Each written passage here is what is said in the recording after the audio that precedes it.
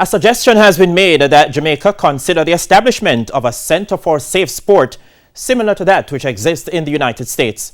This as instances of physical, emotional and sexual abuse continue to be among the negative issues affecting student athletes.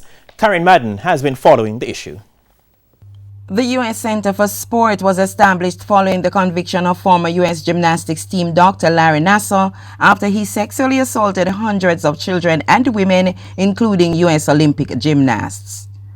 Nassar was convicted in 2018 and sentenced to 40 to 125 years in prison following a trial which embroiled the U.S. Gymnastics Association in accusations of systemic abuse.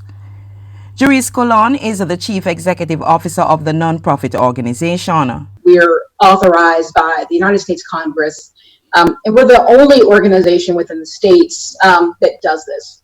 Our focus is focusing on ending all forms of abuse in sports, specifically emotional, physical, and sexual abuse. But with 23 cases of abuse against student athletes reported to the Office of the Children's Advocate in the last 3 years, Children's Advocate Diane Gordon-Harrison was asked if this could be considered for Jamaica. I don't know of any such consideration now. What we do have, as the person seems to be very well informed, is a child protection sector that looks at children who are violated in different scenarios, right? So I can't speak to that because that's policy, which is outside of my remit.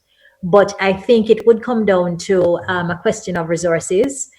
Just listening to Jerice, it sounds fantastic in terms of the framework that they have, in terms of the human resource capacity that must be at their disposal to get that kind of traction going.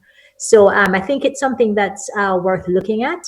Colon also pointed out the focus of the Center for Safe Sport. We're not sending people to jail.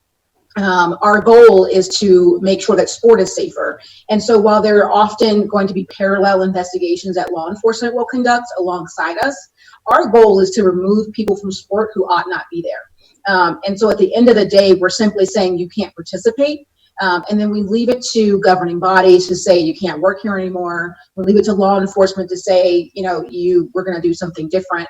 Gordon-Harrison and Colon were presenters at a recent Safeguarding Children in Sport webinar hosted by the Drive Phase Media. Karen Madden, TVJ Sports.